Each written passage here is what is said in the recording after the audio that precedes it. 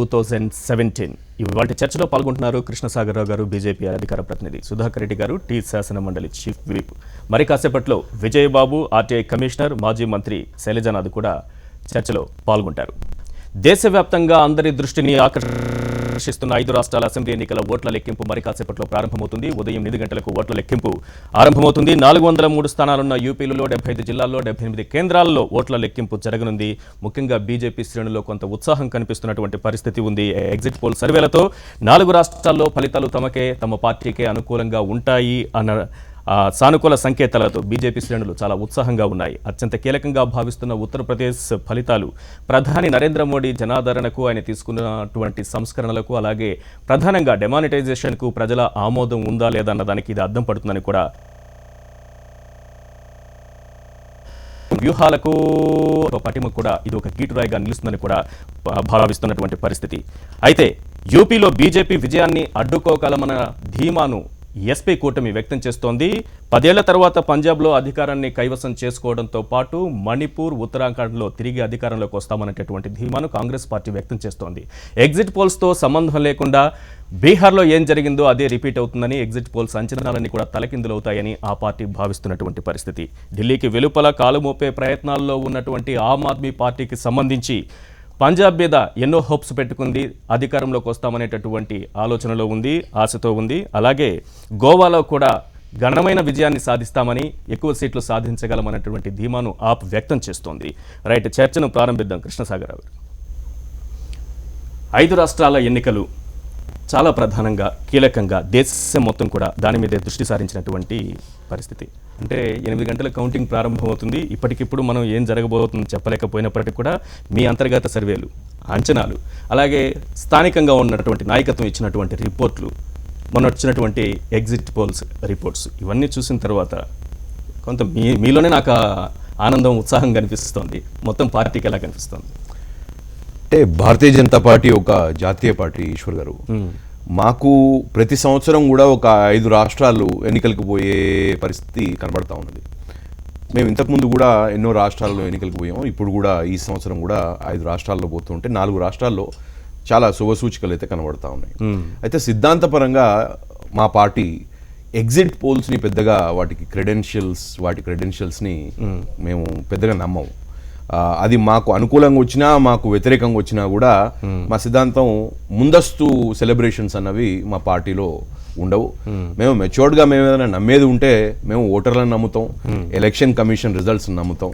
కాబట్టి తినబోయే ముందు రుచులు ఎందుకు అన్నందుకు ఇప్పుడు ఎట్లా ఇంకొక గంటలో మనకి స్టార్ట్ అవుతుంది కాబట్టి ఇంకొక హాఫ్ అన్ అవర్లోనే మనం తప్పకుండా కూడా ఓటర్లు ఏ విధంగా భారతీయ జనతా పార్టీకి ఆదరణ చూపిస్తున్నారని. అంటే మరి మీరు ఒక ట్రెండ్ అయితే చూడవచ్చు దేశం మొత్తంలో కూడా. మీరు ఆఖరికి అండమాన్ నుంచి స్టార్ట్ చేస్తే పంచాయతీ ఎన్నికల్లో కూడా మేము గెలవడం జరుగుతూ ఉంది. అంటే పంచాయతీ ఎన్నికలు అన్నవి జనరల్ ఎలక్షన్స్ కంటే ప్రాధాన్యత ఎక్కువ ఉంటుంది రాజకీయ పార్టీలకి, స్పెషల్గా ఒక జాతీయ పార్టీ. అంటే మేము తీసుకున్న విధానపరమైన నిర్ణయాలు ఎక్కడ దాకా పోతున్నాయి అన్నది, లాస్ట్ మ్యాన్ దాకా పోతున్నాయి అన్నది తెలిపే రిప్రజెంటేషన్ ఈ పంచాయతీ ఎన్నికలకు ఉంటాయి. కాబట్టి మేము మధ్యప్రదేశ్లో చూసినా, రాజస్థాన్లో చూసినా, ఒరిస్సాలో మాకు అసలు ప్రెజెన్సే లేని ప్లేస్లో అక్కడ చూసినా, అస్సాంలో చూసినా, ఇప్పుడు మొన్న BMC ఎలక్షన్స్ మాకు మేమే కొట్లాడినప్పుడు మా బలం ఎంత పెరిగిందో 4 గంటలు బలం పెరగడం, ఇవన్నీ కూడా గ్రాస్ రూట్ లెవెల్లో మేము పెరుగుతూ వస్తూ ఉన్నాం. కాబట్టి ప్రజాదరణ, సమర్థన అన్నది క్లియర్గా భారతదేశం మొత్తంలో కనబడుతూ ఉన్నది. ఒక నేషనల్ పార్టీగా కంప్లీట్ పాన్ ఇండియా ఈరోజు ఉన్నాం. ఒక జాతీయ పార్టీగా మేము ఆలోచించేది కూడా మా ప్రత్యర్థి ఎవరు జాతీయంగా అని ఆలోచిస్తే కాంగ్రెసే మాకు ప్రత్యర్థి. రీజనల్ పార్టీస్ మాకు ప్రత్యర్థులు కారు. కాబట్టి మా మెజర్ ఇప్పుడు కూడా సక్సెస్ కాంగ్రెస్ ఎక్కడున్నది, కాంగ్రెస్ ఏం చేయగలుగుతున్నాం అనే దాని మీదనే మా అధినాయకుల ఫోకస్ ఉంటుంది. ఈ 5 రాష్ట్రాల్లో 4 రాష్ట్రాల్లో మేము వస్తున్నట్టు సూచికలు ఉన్నప్పటికీ కాంగ్రెస్ ఎక్కడున్నది అని ఒక ప్రశ్న మాకు మేమైతే వేసుకుంటాం వ్యూహాత్మకంగా. కాంగ్రెస్ ఎక్కడ కనబడతలేదు. ఈవెన్ యూపీలో కొంచెం వాళ్ళకి ఏమైనా బలం వచ్చినా, ఇన్ టర్మ్స్ ఆఫ్ వాళ్ళ పర్సంటేజ్ పెరిగినా, వాళ్ళు ఒక టైలెండర్ పార్టీగా 100 సీట్లు తీసుకొని ఒక జాతీయ పార్టీగా ఓ రీజనల్ పార్టీతోనే టైలెండర్గా ఉన్న పరిస్థితి. కాబట్టి మిగతా 4 రాష్ట్రాల్లో ఎక్కడైతే కాంగ్రెస్ పోతుందో అక్కడ మేము వస్తా ఉన్నాం. కాబట్టి ఇవన్నీ ఆలోచిస్తే ఉత్తరాఖండ్ మణిపూర్ పైన ఆశలు పెట్టుకుందా? భారతదేశంలో మణిపూర్లో అదే అంటున్నాను. నేను ఏమంటున్నా అంటే మా ఇంటర్నల్ అనాలిసిస్ మేమైతే బయటకి చెప్పలేము, మా ఇంటర్నల్ సర్వేస్ మేము బయటకి చెప్పలేము, బయట సర్వేస్ ని మేము పెద్దగా నమ్మేది లేదు. కాబట్టి ఇంకొక గంట ఆగితే కొంతవరకు ఎవరి సర్వేలు వాళ్ళకుంటే, నేను అందుకే అన్న మొదట్లోనే అంతర్గత సర్వేలు ఉంటాయి, స్థానిక నాయకత్వం ఇచ్చినటువంటి రిపోర్ట్ కూడా మీ దగ్గర ఉంటుంది. అందుకనే కదా ఇప్పుడు విజయ దుందుబి మేము మోగిస్తున్నాం అన్నది మేం చెప్పటం లేదు. మాకు కొన్ని బీహార్ లో ఎగ్జిట్ పోల్స్ అంచనాలన్నీ తలకిందులయ్యాయి కాబట్టి నమ్మే పరిస్థితి లేదనుకుంటున్నారు. అంతకంటే ముందు కూడా మీరు ఆలోచించాలి. ఒకటి అసోంలో కరెక్ట్ అయింది మళ్ళీ, కానీ మేము దాన్ని ముందే సెలబ్రేట్ ఏం చేసుకోలేదు కదా. ఇప్పుడు ఈశాన్య రాష్ట్రమైన అస్సాంలో కూడా మేము గెలవగలిగినాం. ఈ రోజు మణిపూర్ లో కూడా మేము గెలిచే ఛాన్సెస్ ఉన్నాయి. మేము వి ఫైట్ టు విన్.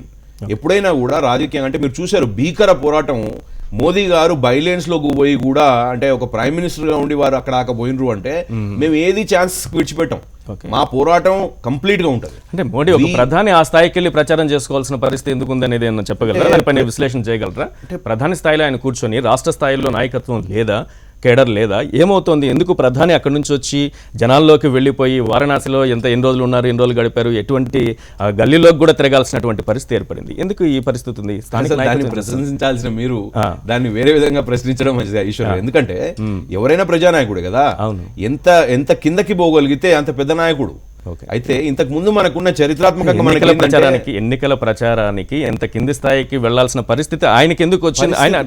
ఆయన రావాలి, సభలు పెడుతున్నారు, అన్ని ఉంది, ఆయనే ఉండి నడిపించాల్సిన పరిస్థితి యూపీలో ఎందుకు ఏర్పడింది? నాయకత్వ కొరత ఏమన్నా ఉందా? ఈశ్వర్ గారు, ఉత్తరప్రదేశ్ మాకు కొత్త ప్రదేశం కాదు. 91లో 93లో 96లో మా ప్రభుత్వాలు నడిచినాయి అక్కడ. మేమేమి కొత్త కాదు ఉత్తరప్రదేశ్కి. ఈ రోజు అంటే మాకు అక్కడ ప్రెజెన్స్ లేకపోవడం కూడా కాదు, 40 సీట్లు ఉన్నాయి మాకు అక్కడ. కాబట్టి ఈ రోజు ఆయన కొత్తగా పోవాల్సిన అవసరం లేదు, అది ఆయన చాయిస్. అది ఆయన ప్రజలతో మమేకం కావడానికి సబ్ లేన్స్ బైలేన్స్ లో కూడా ఎందుకు పోయారు అంటే అది మనం గొప్పగా భావించాల్సిన అవసరం ఉంది, ఏ పార్టీ అయినా కూడా. దాన్ని సమర్థించకపోతే అంటే మీరు నాయకులు డిస్కనెక్ట్ అయిపోయి ఉండాలని ప్రజలు కోరుకుంటున్నారా? ప్రధానమంత్రి కాగానే ఆయన భారతీయ జనతా పార్టీ కార్యకర్త కాదా? అంటే పార్టీ కంటే ఆయన పెద్ద అయిపోతాడా? ఆయనే అంటున్నాడు, నేను అనడం కాదు. There is nobody above the party and he is a party కార్యకర్త ఫస్ట్ అంటే ప్రైమ్ మినిస్టర్ నెక్స్ట్. ఆయన ప్రైమ్ మినిస్టర్ హోదాలో పోలే ఆ బైలెన్స్ లోకి, వార్డులలోకి. ఆయన మా భారతీయ జనతా పార్టీ కార్యకర్తగా, నాయకుడిగా ఆ సబ్ లైన్స్ లోకి పోయాడు. మేము దాన్ని చాలా గౌరవిస్తాం. ఆయన ఏ ఛాన్స్ విడిచిపెట్టకుండా మీరు అన్నట్టు ఎంతో పోరాట పటిమతో ఈ రోజు కొట్లాడుతూ ఉన్నాడు. మాకు అంత పెద్ద నాయకులు ఉన్నారు కాబట్టి మేము చాలా గర్విస్తా ఉన్నాం. అంటే మాకు అంత పట్టుదలతో, అంత కన్విక్షన్ తో ఒక డెమోక్రసీలో ఎలక్షన్ అన్నది అధికారం లేకుండా ప్రజలకు ఏం చేయలేము. అధికార దాహం కాదు, అది సేవ చేయాలంటే అధికారం ఉండాలి ప్రజాస్వామ్యంలో. ఇప్పుడు అంటే రాజకీయాల్లో స్పెషల్లీ మీరు రాజకీయాల్లో లేరు అంటే వేరేగా సేవ చేసుకోవచ్చు. ఇప్పుడు రాజకీయాల్లో సేవ చేయాలంటే అధికారం కావాల్సినప్పుడు మీరు హెల్దీగా ఎంత కొట్లాడినా కూడా అది మీ దర్పాన్ని, మీ ధైర్యాన్ని, మీ కన్విక్షన్ ని ఎక్స్పోజ్ చేస్తుంది తప్పించి వేరేదేం కాదు. అట్లాంటిది ప్రత్యర్థులకు ఉన్నదా లేదా అన్నది క్వశ్చన్ ఈ రోజు రేజ్ అవుతా ఉన్నది. ప్రియాంక గారు రాలేకపోయినరు, ఒక కాన్స్టిట్యుయెన్సీ కంటే ఎక్కువ వారు ఎలక్షనీరింగ్ చేయలేకపోయినరు. డింపుల్ యాదవ్ గారు వస్తున్నారు, వారు ఎక్కువ రాలేకపోయినరు. రాహుల్ గాంధీ గారు కాట్ సభలు చేసినారు, మరి ఆ సభల ఫలితాలు తొందరనే వస్తాయి. ఇప్పుడు మరి అన్ని సభలు చేసి పోయి 100 సీట్లు ఎందుకు తీసుకోవాల్సి వచ్చింది? మరి జాతీయ పార్టీ అంత చిన్నగా ఎందుకు అయిపోవాల్సి వచ్చింది? సీట్లు తీసుకుంటుందని మనం ఖచ్చితంగా నిర్ధారించి చెప్పలేని పరిస్థితి. మరి వాళ్ళు కంటెస్ట్ చేసిన చెప్తా ఉన్నాను నేను. వాళ్ళకి ఎన్ని వస్తాయో నేను చెప్పదలుచుకోలేరు. కాబట్టి మేము ముందస్తు సెలబ్రేషన్స్ చేసుకుంటలేము. మేము ప్రజాస్వామ్యాన్ని గౌరవిస్తాం, ఎలక్షన్ కమిషన్ ని గౌరవిస్తాం. ప్రజలు ఎవరైతే ఓటేసినారో వాళ్ళ ఓట్ల ఫలితాల కోసం మేము వేచి చూస్తాం. రైట్. శైలజానాథ్ గారు మనతో జాయిన్ అయ్యారు, మాజీ మంత్రి, కాంగ్రెస్ పార్టీ నాయకులు. శైలజానాథ్ గారు ఏం చెప్తారు? కాంగ్రెస్ పార్టీ ఏ రకమైన పర్ఫార్మెన్స్ ఇవ్వబోతోంది? ఇప్పుడు ఉన్నది మన దగ్గర ఏముంటుంది? జస్ట్ సర్వేలు ఉంటాయి, అంతర్గత సర్వేలు ఉంటాయి, స్థానికంగా నాయకత్వం ఇచ్చినటువంటి సర్వేలు ఉంటాయి, ఎగ్జిట్ పోల్స్ ఫలితాలు మనకు కనిపిస్తూ ఉంటాయి. దీన్ని బట్టి ఏమర్థం అవుతుంది కాంగ్రెస్ పార్టీ పర్ఫార్మెన్స్ ఏ రకంగా ఉండబోతుంది 5 స్టేట్స్లలో? ఒక్కొక్క పార్టీ ఒక విధంగా మాట్లాడుతుంది, ఒక ఈవెంట్ని ఒక విధంగా చూస్తారు. అంటే మోడీ గారు గల్లీ లేకపోవడం కూడా గొప్ప విషయంగా భారతీయ జనతా పార్టీ చూస్తుంది. చూడాలని కోరుకుంటా ఉన్నా. ఎందుకంటే మధ్యకాలంలో భారతీయ జనతా పార్టీ కాకుండా మోడీ జనతా పార్టీగా మారుతుంది అని భయం ఉంది నాకు. ఒక మారితే కాంగ్రెస్ పార్టీ ఎందుకు భయపడాల్సి వస్తుంది? కాంగ్రెస్ పార్టీకి ఏముంది భయం? Hear me don't see me అది లైక్ ఇప్పుడు కాంగ్రెస్ పార్టీగా అది కాకుండా ఇక్కడ ఒక భారతీయ జనతా పార్టీ అనేది ఒక పార్టీ, దానికి అనుకూల వ్యతిరేకమా పక్కన పెట్టేస్తే అట్లా కాకుండా అసలు మోడీ అనే ఒక వ్యక్తిని ముందు పెట్టి నడిపించే ఒక పరిస్థితిని చూస్తాం. బట్ కాదు, భారతీయ జనతా పార్టీనే నడుస్తుందని చెప్పుకునే ప్రయత్నం చేసుకోవచ్చు. అది బట్ ఇక్కడ ఏంటంటే ఎన్నికలు రాబోతా ఉన్నాయి, ఎన్నికలు అయిపోయినాయి, ఓట్లు కూడా మొదలవుతాయి ఇంకాసేపుకి. ఎవరు సర్వేలు వాళ్ళకు ఉంటాయి, మీ సర్వేలు మీకు ఉంటాయి. మీరు చాలా మీడియా కూడా చాలా సర్వేలు చేస్తుంది.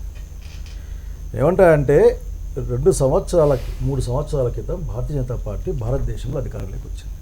చాలా పెద్ద మెజారిటీలో అధికారంలోకి వచ్చింది. రాజీవ్ గాంధీ తర్వాత మరి అంత పెద్ద అట్లంటే ఆ మాత్రం అంటే మొత్తం అంటే ఒకరి కట్టబెట్టిన సంఘటన అది. మన మిత్రుడు చెప్పినట్లు అండమాన్ నుంచి అసలుకి ఇంకా పైన కాశ్మీర్ లడాక్ వరకు కూడా తమ పర్ఫార్మెన్స్ని చూపించారు, ఆ రోజే చూపించారు.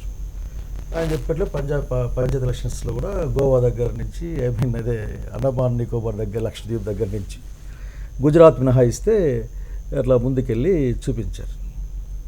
ఈ రోజున 2014లోనే ఎన్నికలు జరిగాయి. ఆ రోజు భారతీయ జనతా పార్టీ పట్ల ప్రజలు ఎంతమంది నిలబడ్డారు. ఈ డెమోక్రసీ, మనం ఎన్నుకున్న డెమోక్రసీలో ఆ ఎమ్మెల్యేలు ఎంపీల సీట్ల మ్యాజిక్ ఫిగర్లు ఉండొచ్చు కాదు, దాని ఎవరేం కాదంటారు. కానీ ప్రజల యొక్క మద్దతు ఏ విధంగా తెలియబోతాం అంటే భారతీయ జనతా పార్టీ ఉదాహరణకి 71-72 ఎంపీ సీట్లు గెలిచారు ఉత్తరప్రదేశ్లో. ఓవరాల్ 73, 44% లేకుంటే ఆ మధ్యలో ఆ స్థాయిలో ఓట్లు కూడా పొందినట్లు. ఇప్పుడు తేలుతుంది యూపీలో అది 50 అయిందా, 60 అయిందా, 70 అయిందా, 100 అయిందా, లేక ఈ 44 నుంచి 40 అయిందా, 38 అయిందా, 39 అయిందా. కనుక సీట్లు ఎక్కే సంతోషం అధికారం అనే పాయింట్లో చూసేవాడైతే పార్లమెంట్ ఎన్నికలని ఒకే కోణంలో చూస్తున్నాడు. నేను చెప్పాను అంటే అదేంటి ఈ రోజున వేరే సమస్యలు లేవండి. స్థానికంగా రాష్ట్రానికి సంబంధించి ఉండదా, ప్రాంతీయతకి సంబంధించి ప్రాంతీయ పార్టీలకు మమ్మల్ని ఆలోచించుకోరు, మీరు ఆలోచించుకోరు. ఈశ్వర్ గారు, మీరాకరికి మోడీ గారు స్వయంగా తాను సారథ్యం వహించి తన విధానాల మీద ఈ రోజున ఉత్తరప్రదేశ్ ప్రజలు తీర్పు ఇవ్వాలి అని ముందుకొచ్చారు. అమిత్ షా లాంటి వాళ్ళు ఇది డిమానిటైజేషన్ మీద ఇంకొక దానిపైన ఇది ఒక తీర్పు లాంటిని భావించవచ్చని కూడా చెప్పారు. నాకు గుర్తు పేపర్లో చూశాను. నాకు నేనేమంటా అంటే అఖండమైన మెజారిటీతో ప్రభుత్వంలోకి వచ్చిన మోడీ తాను స్వయంగా నడిపించే ఎన్నికలు ఈ రోజున ఇక తప్పించుకోవడానికి లేదు. తాను స్వయంగా నడిపించే ఎన్నికలు 44% కంటే ఎక్కువ మంది ప్రజలు బ్రహ్మరథం పట్టారా లేక తగ్గిందా అనే విషయం తేలుతుంది. దానిదేమో చూద్దాం. ప్రజలు ఈరోజు భారతదేశంలో భారతీయ జనతా పార్టీ యొక్క పొలిటికల్ ఫిలాసఫీకి అనుకూలంగా పెరిగారా, దానికి అనుకూలంగా వ్యతిరేకంగా మారుతున్నారా చూద్దాం. 4 సీట్లు మీరు చెప్పినట్టు 40%కి పైగా ఓట్లు పడడంతో 70కి పైగా ఎంపీ స్థానాలు 73 దాకా గెలుచుకున్నటువంటి పరిస్థితి. ఈ రోజు మనం రాష్ట్ర ఎన్నికలు జరుగుతున్నాయి కాబట్టి, అసెంబ్లీ ఎన్నికలు జరుగుతున్నాయి కాబట్టి 35% ఓట్లు వస్తే అధికారంలోకి వస్తుంది ఏ పార్టీ అయినా. ఆ పరిస్థితి ఉంది. ఆ పరిస్థితి పంచాయతీ ఎలక్షన్లో గెలిచింది కూడా మా యొక్క విధానాల వల్లనే అని మిత్రుడు గర్వంగా చెప్పుకున్నప్పుడు అదే గర్వాన్ని నేను అంటున్నది ఏంటంటే 35 వచ్చినా సరే అధికారంలోకి వచ్చే అవకాశం డిఫరెంట్ ఇష్యూ. అధికారంలోకి ఎమ్మెల్యే సీట్లు, ఎంపీ సీట్లు ఉదాహరణకి వచ్చిన 30% వచ్చిన వాళ్ళు అధికారంలోకి వచ్చే అవకాశం చెప్పేది బ్రదర్. మీరు దాని ఏం కారణంలే. ఈ భారతదేశ డెమోక్రసీలో ఒకవేళ అది సొంతంగా గెలవలేకపోయినా వేరే పార్టీల వాళ్ళు వచ్చినా సరే వాళ్ళని పెట్టుకుని ప్రభుత్వాలు ఏర్పాటు చేసే అవకాశం ఉంది. అట్లాగే ప్రజలంతా సరే తమిళనాడు చూసాం, తమిళనాడులో ఎంత పెద్ద డ్రామా జరిగింది. But number of the MLA seats వచ్చి పవర్. కనుక నేను ఆ పాయింట్ మాట్లాడటంలో ఈ రోజున భావ సంఘర్షణ జరుగుతుంది భారతదేశంలో. ఆ భావ సంఘర్షణలో భారతీయ జనతా పార్టీ మోడీ అనే ఈ ఫ్యాక్టర్కి ఆదరణ పెరిగిందా తగ్గిందా, ప్రజలు రిలీజ్ అవుతున్నారా లేదా అన్న అంశం తెలుస్తుంది ఇప్పుడు అక్కడికి. రైట్.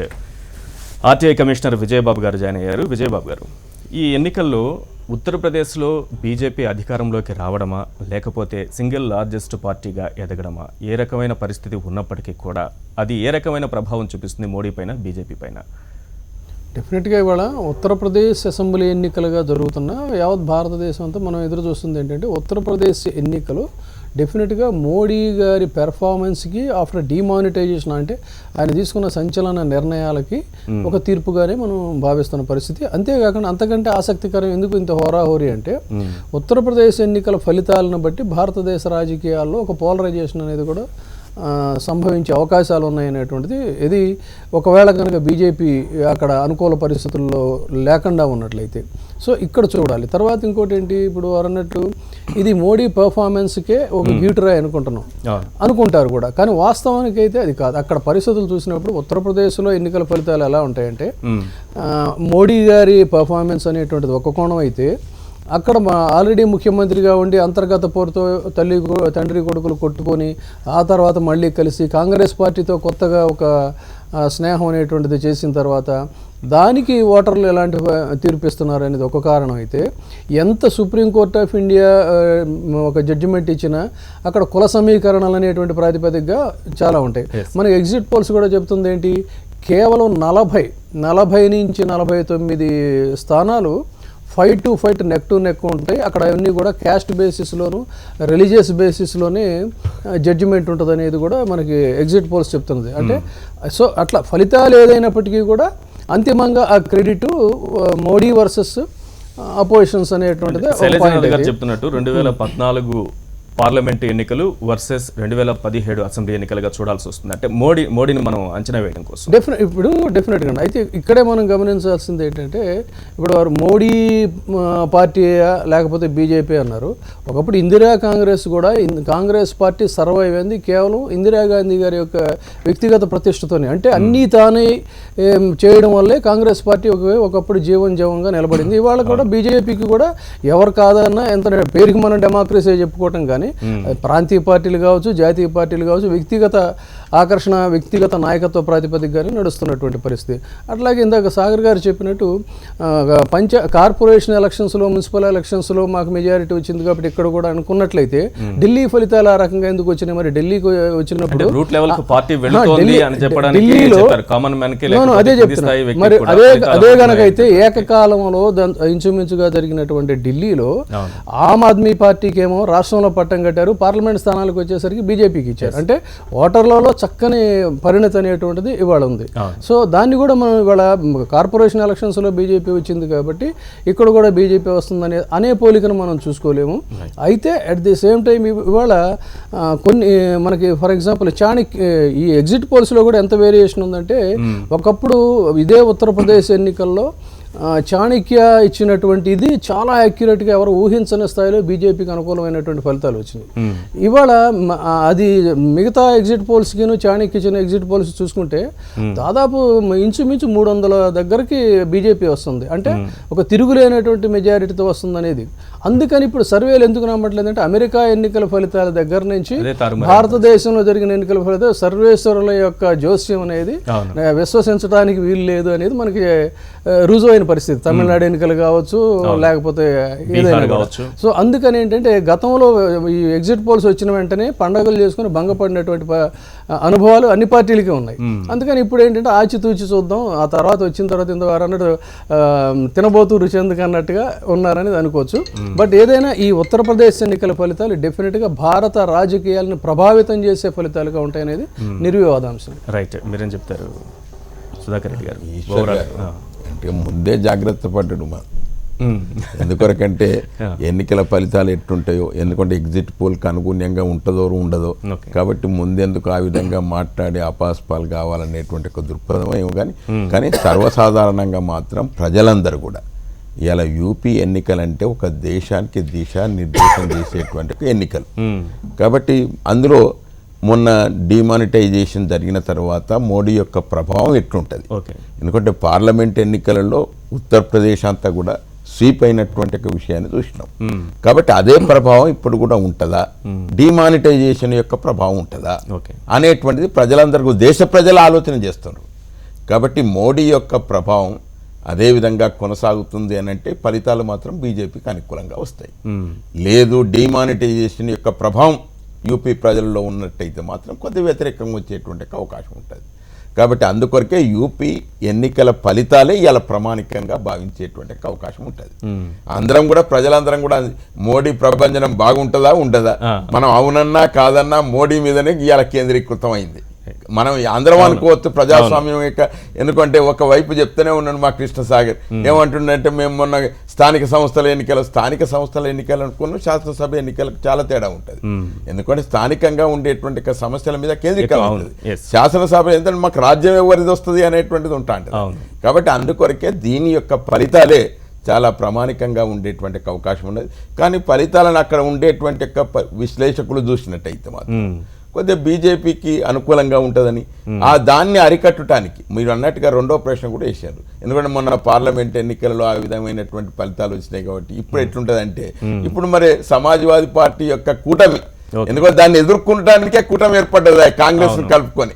కాబట్టి ఆ కూటమి ఏర్పడ్డ తర్వాత కొద్దిగా ఎందుకంటే ధీటుగా ఉండేటువంటి అవకాశం అయితే కనబడుతుంది. కూటమి ఏర్పడిన టైంలో ఉన్నటువంటి బలం ఉన్నప్పుడు రాను క్రమంగా తగ్గుతూ ఉన్నటువంటి పరిస్థితి కనిపిస్తోందా? ఎందుకు ఆ పరిస్థితి? ఆ తగ్గేపట్టికనే బీజేపీకి ఆశలు వచ్చినాయి. కూటమి ఏర్పడ్డ నాడు మాత్రం ఎందుకంటే సమాజ్వాదీ పార్టీ కాంగ్రెస్ బలం కలిసింది కాబట్టి తప్పకుండా వీళ్ళే ప్రభుత్వాన్ని ఏర్పాటు చేస్తారనేటువంటి ఒక నమ్మకం ఉన్నప్పటికీ కూడా రాను రాను ఎందుకంటే కృష్ణసాగర్ అన్నట్టుగా గల్లీ లీడర్ అయినప్పటికీ కూడా ఏదైనా మోడీ ప్రభావం అయితే చూపించగలడు యూపీ ప్రజల మీద. ఎందుకంటే మనం ఈ ప్రభుత్వం అవినీతి రహితమైనటువంటి ఒక ప్రభుత్వాన్ని ఇస్తున్నాం. ఎట్టి పరిస్థితుల్లో కూడా ప్రజలకు ఏదైతే అవసరం ఉన్నదో ఆ అవసరానికి అనుగుణంగా ఉండేటువంటి ఒక పథకాలు ప్రవేశపెడుతున్నాం అనేటువంటి రీతిగా కొంత ప్రజలకు చేరువయ్యేటువంటి రీతిగా ప్రయత్నం అయితే చేయగలిగాడు. కాబట్టి రేపు ఫలితాలు తెలుస్తాయి తప్ప మనం ఊహించుకునుడే ఎంతసేపు అయినా కానీ మోడీ ఆ విధంగా ప్రచారం చేసిండు కాబట్టి బాగా ప్రభావితం చేసిండు, బీజేపీకి బాగా ఓట్లు వస్తాయి అనేటువంటి ఒక మాట ఉండొచ్చు. కానీ అదే రకంగా మరి రాహుల్ గారు కూడా ఆ విధంగా ప్రయత్నం చేస్తూ వచ్చారు. కాబట్టి ధీటుగా ఉన్నది, పోటాపోటీగా ఉన్నది. కాబట్టి దీంట్లో ఎవరు పై చేయి అవుతారనేది వేచి చూడాల్సిందే. ఇప్పుడు అంటే పెద్దలు శైలజానాథ్ గారు మాజీ మంత్రివర్యులు, వారికి రాజకీయ వ్యవస్థ గురించి తెలియక కాదు కానీ రాజకీయంగా వారు చేసేది వారు స్టేట్మెంట్స్ ఇచ్చారు. అంటే అధినాయకుడు లీడ్ చేస్తారు ఫ్రంట్ నుంచి అన్నది ఏ వ్యవస్థలో అయినా జరిగే ప్రక్రియ. ఇప్పుడు నేనేమంటలేదు మీకు జవాబు ఇస్తాను తెలుసు అని చెప్పి మీరు కటింగ్ ఇచ్చారు. సమాధానం ఏంటంటే డైరెక్ట్ గా మోడీ గారే కదా లీడ్ చేస్తే మోడీ గారు తప్పేం లేదు కదా. నేనేమంటున్నాను వారన్నది తప్పడం లేదు. వారన్నది తప్పండి. నేనేమంటున్నా వ్యూహాలు ఏం కనిపించట్లేదా? మోడీ ముందుకు నడిపించినా ఏం జరిగినా అమిత్ షా వ్యూహాలకు చాలా ప్రధానంగా ఇక్కడ చెప్తున్నారు. ఎందుకంటే వాళ్ళని డివైడ్ చేస్తారు మీరు అన్యాయంగా. వాళ్ళు డివైడ్ చేయాలా అంటే నేను మీకు అడుగుతున్నా, ఫ్రెండ్స్ ఏదో కలిసి పని చేసుకుంటా ఉంటారు. సరే వాళ్ళ విధానాలు మంచిగా చెడ్డ మరి మాడుకోవచ్చు. మళ్ళీ అక్కడ అమిత్ షాని బీకేసి మోడీని బీకేసి ఎందుకండి? సింగిల్ నేను సమాధానం అయితే చెప్పాలి కదా. ప్రజలు కూడా అంటే ఇదంతా మోదీ అంటే దేనికైనా మోదీ రెస్పాన్సిబుల్ అనడం, ఎప్పుడైనా అధినాయకుడే రెస్పాన్సిబుల్ ఉంటారు. అయితే నేనేమంటున్నా అంటే ఒక పార్టీ వ్యవస్థలో ఎప్పుడు కూడా ట్రయాంగులర్ షేపే ఉంటుంది ఏ వ్యవస్థ అయినా. ఇది కమర్షియల్ ఆర్గనైజేషన్స్ అయినా, వాలంటరీ ఆర్గనైజేషన్స్ అయినా, పొలిటికల్ ఆర్గనైజేషన్స్ అయినా ట్రయాంగులర్ షేప్లోనే ఆర్గనైజేషన్ ఉంటుంది. పైకి పోయేసరికి ఒకరిద్దరే మిగులుతారు. కాబట్టి తప్పకుండా కూడా మా వ్యవస్థలో మా సంఘటనలో కూడా అమిత్ షా గారు, నరేంద్ర మోదీ గారు అధినాయకులు. దాని తర్వాత వచ్చే బాడీ దాని తర్వాత ఉంటది రెస్పాన్సిబిలిటీ. రేపు ఓట్లలో మాకు తగ్గినా పెరిగినా, మేము అన్ని గెలిచినా కొన్ని గెలిచినా వారికే వస్తుంది credit, there is no question about it. కానీ తప్పకుండా కూడా కింద నుంచి బాటమ్ ఏదైతే ఉన్నదో, బాటమ్ ఆఫ్ ద పిరమిడ్ కార్యకర్తలు పని చేయకపోతే అయితే ఇదంతా కాదు. వాళ్ళ విజన్ వాళ్ళది ఉంటుంది, డైరెక్షన్ వాళ్ళది ఉంటుంది, లీడర్షిప్ వాళ్ళది ఉంటుంది. అయితే ఇప్పుడు ఉత్తరప్రదేశ్కి వస్తే విషయం ఏంటంటే, ఉత్తరప్రదేశ్ అనేది ఒక దేశం లాంటి రాష్ట్రం. ఇప్పుడు తొందరపడకపోవడం అన్నది ఎక్కడ వస్తుంది అంటే, ఎగ్జిట్ పోల్స్ ని బేస్ చేసుకొని సెలబ్రేషన్స్ ఎందుకు చేసుకోవద్దు ఎప్పుడు కూడా అంటే, ఎగ్జిట్ పోల్స్ ఒక శాంప్లింగ్ మీద నడుస్తాయి, హోమోజీనియస్ కాదు. ఈ స్టేట్స్ అని చాలా పెద్ద స్టేట్స్ ఇవి. కాబట్టి ఆ స్టేట్స్ లో ప్యాటర్న్, ఓటింగ్ ప్యాటర్న్ ఏ విధంగా జరిగిందని చూడాల్సిన అవసరం ఉంది. నెంబర్ 1. నెంబర్ 2 ఏంది అంటే, ఇక్కడ విషయం ఏంది, మాకు విజయాలు ఎక్కువ వచ్చినప్పుడల్లా దేశం మొత్తంలో ఇప్పుడు దగ్గర 16 రాష్ట్రాల్లో డైరెక్ట్ గా ఇండైరెక్ట్ గా మేము ఉన్నాం. ఆ రాష్ట్రాలను పాలిస్తా ఉన్నాం.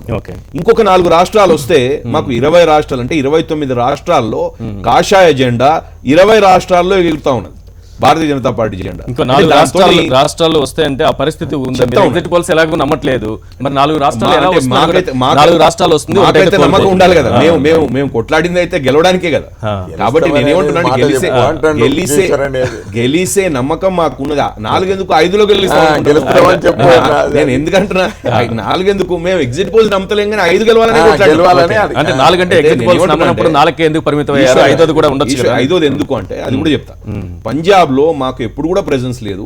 23 అంటే ఒక మైనారిటీ పార్ట్నర్ అక్కడ అలయన్స్ లో SAD తోని, శిరోమణి అకాలీ దళతో మాకు 23 సీట్లు ఇస్తే మేము లాస్ట్ టైం 11 సీట్లు గెలిచినాం. అంటే 7.5% స్ట్రైక్ రేట్ మాది. మాకు వచ్చిన ఓట్ పర్సెంటేజ్ 7.5. అంటే ఆల్మోస్ట్ తెలంగాణలో మాకు ఎంత ఉందో అక్కడ కూడా అంతే ఉంది. కాబట్టి అక్కడేదో మేము ముందుకు పోయి అతి విశ్వాసానికి పోయి, అతి నమ్మకానికి పోయి లేకపోతే ఏదో గర్వంగా మేము గెలిచిపోతాం అని చెప్పే పరిస్థితుల్లో భారతీయ జనతా పార్టీ కానీ మేము నాయకులు కానీ లేవు. ఆ ఓటమి కేవలం శిరోమణి అకాళీ దళ 100% మీకేమీ అంటదా? అంటే భాగస్వామిగా ఉన్నారు కాబట్టి అక్కడ వచ్చినటువంటి అవినీతి ఆరోపణలు కానీ ఇవన్నీ కూడా బీజేపీకి ఏమంటదా? భాగస్వామ్య పక్షంగా ఉన్నందుకు. ఒక సిద్ధాంతంతో నడిచే పార్టీ మాది కాబట్టి ఓటమి గెలుపులతోని మా అలయన్స్ పార్టీలను మేము బేరీజ్ వేయం. ఇప్పుడు మేము పోవాలనుకున్నప్పుడు మేము ఇండిపెండెంట్ గా పోతాం. మహారాష్ట్రలో కూడా అట్లా పోయినాం. కానీ ఒక పార్టీ ఓటమి చెందుతుంది కాబట్టి వీళ్ళని విడిచిపెడదాం, లేకపోతే వాళ్ళు ఓటమి పాలైనరు కాబట్టి వాళ్ళని అలయన్స్ పార్ట్నర్ గా విడిచిపెడదాం అనే ఆ మిత్రద్రోహం అన్నది మా మిత్రద్రోహం కదా. ఆ మరక మీకు అంటుతుందా అంటదా? ఈ రోజు ఓటమి సింగిల్ డిజిట్ కే పరిమితం అవుతుందని సర్వేలు చెబుతున్నాయి. అవుతుందా లేదో నేనైతే ఖచ్చితంగా చెప్పలేను, కానీ ఆ మరక బీజేపీకి అంటుతుందా అంటదా? అది మరకను ఎందుకు అనుకోవాలి? ప్రజామోదం లేదనుకోవాలి. దాన్ని తప్పకుండా కూడా ఎక్కడైనా ప్రజాస్వామ్యంలో రేపు పొద్దున టీఆర్ఎస్ పార్టీ నిన్న ఒక సర్వే చేసింది, ఒక ఫార్స్ సర్వే. అదొక చిన్న ఫార్స్ సర్వే ఎందుకు అంటున్నా అంటే అది ఎప్పుడు స్టార్ట్ చేసినో తెలియదు, ఎందుకు చేసినో తెలియదు, ఏ ఏజెన్సీలు చేసినో తెలియదు, దానికి అది సీక్రెట్ తెలియదు, ఓపెన్ తెలియదు, ఎందుకంటే పబ్లిక్ చేసేసింది అంతా. ఎప్పుడైనా ఒక ప్రభుత్వం వాళ్ళ మినిస్టర్ల మీద పర్ఫార్మెన్స్ మీద సర్వే చేసుకోవచ్చు, ఒక పార్టీ వాళ్ళ ఎమ్మెల్యేల మీద చేసుకోవచ్చు, ఒక గవర్నమెంట్ వేరే వాళ్ళ ఎమ్మెల్యేల మీద చేస్తారు ఎక్కడన్నా.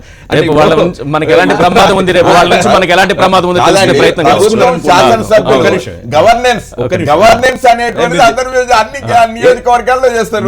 చెప్పుదురు ఇప్పుడు గవర్నమెంట్, నేను అనేది వరకు డిఫరెన్షియేట్ చేయాలి. పార్టీకి గవర్నమెంట్కి డిఫరెన్స్ ఉంటుంది. గవర్నమెంట్ వాళ్ళ మినిస్టర్లకు చేసుకున్నా, వాళ్ళ ఎమ్మెల్యేలకు చేసుకున్నా, అసలు ఎమ్మెల్యేలకు చేసుకున్నా, ఒక పార్టీ చేసుకుంటే వాళ్ళ ఎమ్మెల్యేలకు చేసుకుంటుంది. వేరే ఎమ్మెల్యేల మీద చేసుకుంటే ఏం చేస్తే విజయబాబు గారు చెప్తారు, వేరే ఎమ్మెల్యేల మీద చేస్తే అది సీక్రెట్ గా ఉంచుకుంటారు. అంటే వాళ్ళకి బలాబలాల కోసం. మీరు పబ్లిక్ చేస్తున్నారంటే అది ఒక రాజకీయ క్రీడ తప్పించి, మైండ్ గేమ్ తప్పించి ఏముంటది. అది మళ్ళీ ఇట్లా ఉత్తమ్ కుమార్ కి తగ్గించి, జాన్ రెడ్డికి పెంచి, కిషన్ రెడ్డికి పెంచి, లక్ష్మణ్ కి తగ్గించి, అంటే ఎంత జోక్ అంటే అట్లాంటి సర్వే ప్రజల యొక్క అభిప్రాయాలు. నేనేమంటున్నాను, అందుకనే ప్రజాస్వామ్యంలో అతి పెద్ద పండుగ మాకేమనిపిస్తుంది అంటే ఈ ఫలితాలను బట్టి భారతీయ జనతా పార్టీ భావజాలాన్ని ఒక దేశం లాంటి రాష్ట్రం అడాప్ట్ చేసిందా లేదా. ఒకటి భారతీయ జనతా పార్టీ ఐడియాలజీ, సిద్ధాంతం, భావజాలం, మా విధాన ప్రక్రియ, మా ప్రభుత్వ పనితీరు, వీటిని ఆమోదం వచ్చిందా లేదా అనేది మనకి ఎస్టాబ్లిష్ అవుతుంది ఈ రోజు ఇంకో గంటల. ఇక్కడ ఉత్తరప్రదేశ్ లో స్పెషల్లీ, మిగతా రాష్ట్రాల్లో మేము గెలుస్తాము అని మనం అనుకున్నప్పటికీ. ఇంకొకటి రెండో విషయం ఏమో తెలుస్తుంది అంటే కాంగ్రెస్ పరిస్థితి. ఇది కాంగ్రెస్ ముక్త్ భారత్ అని అయితే మా అమిత్ షా గారు, నరేంద్ర మోదీ గారు ఒక స్లోగన్ టేకప్ చేసి ముందుకు పోతా ఉన్నారో, మరి అది కంప్లీట్ అయిందా లేదా అనేది కూడా మనకి చాలా క్లియర్ గా ఈ రోజు ఎస్టాబ్లిష్ రెండింటితో అయితే నేను ఏకీభవించు. ఎందుకంటే వాళ్ళ భావజాలం అని అంటే మతమే భావజాలమా? కాబట్టి యూపీలో మతం అంటున్నారు కాబట్టి మతం అంటే ఒకవేళ బీజేపీ గెలిస్తే మతమే మా భావజాలం అనేటువంటి ఎట్లా మరి. కాబట్టి ఈ రెండు అంశాల మీద మీరు క్లారిటీ, అభివృద్ధి మా భావజాలం, మరి అభివృద్ధి భావజాలం అయితే మీరు యూపీలో మతం ఎందుకు ప్రాధాన్యత? కాంగ్రెస్ ముక్త భారత్ గారి సమీపంలో ఉన్నామని చెప్తున్నారు. కాంగ్రెస్ ముక్త భారత్ ఈశ్వర్ గారు ఒకటే విషయం పెద్దలు మాట్లాడే ముందు నేను అనేది ఏంటంటే, భారతీయ జనతా పార్టీ భావజాలం అందరికీ అభివృద్ధి, సబ్కే సాత్ సబ్కా వికాస్, అది ఎస్టాబ్లిష్ అయిందా లేదా. మేము మతం కాదు, కానీ వాళ్ళ భావజాలం, కాంగ్రెస్ లెడ్ అలయన్స్ భావజాలం ఏంటంటే కులాలతోని దేశాన్ని, మతాలతోని దేశాన్ని విభజించే భావజాలం. అది వాళ్ళు 1960s నుంచి చేస్తాం. సమీకరణ లేకుండానే బీజేపీ ఆ రకంగా ఓట్లు ఇవ్వకుండా, సీట్లు ఇవ్వకుండానే ఇప్పుడు గెలవబోతుందా? ఒకవేళ గెలిస్తే అది కారణం కాదా? ఇప్పుడు ఏదైనా ఇప్పుడు చాలా పెద్ద క్వశ్చన్. ఎందుకంటే ఒక ప్రశ్న లేవనెత్తారు, కులాలు మతాల ప్రాతిపదిక ఒకటే నిమిషం మీరు చెప్పండి. ఒకటే నిమిషం. వారు ఏమడిగారంటే, మీరు ఎవరికి ముస్లింలకు ఓటేయలేదు, అది కాంటెస్టెంట్స్ కి ఇవ్వలేదు కదా అని అడిగారు. నేనేమంటా ఉన్నా, ఎన్నికలు ఎప్పుడు కూడా ఎవరు గెలుస్తారు ఎవరు ఓడతారన్న బేసిస్ మీదనే అన్ని పార్టీలు ఇస్తాయి. మాకు వాళ్ళు ఎంత పెద్ద గోడలు కట్టినరు మతపరంగా అక్కడ అంటే, ఎంత రంగుబూసినరు మాకు అంటే, మాకు అక్కడ కార్యకర్తలు, గెలిచే కార్యకర్తలు, ఒక నాయకుడిగా ఎదిగే కార్యకర్తలు లేకుండా చేసినారు వాళ్ళు ముస్లింస్ ని. కాబట్టి మాకు 78 కాన్స్టిట్యుయెన్సీల్లో ముస్లిం పాపులేషన్ ఎక్కువ ఉన్న దానిలో మాకు ఒక్క ముస్లిం కూడా గెలవగలిగే నాయకుడు లేకుండా తయారైపోయింది పరిస్థితి. అంత డివిజివ్ గా ఉంది వాళ్ళ politics. Insulting directly Modi, Bharatiya Janata party మరి మాట్లాడచ్చు.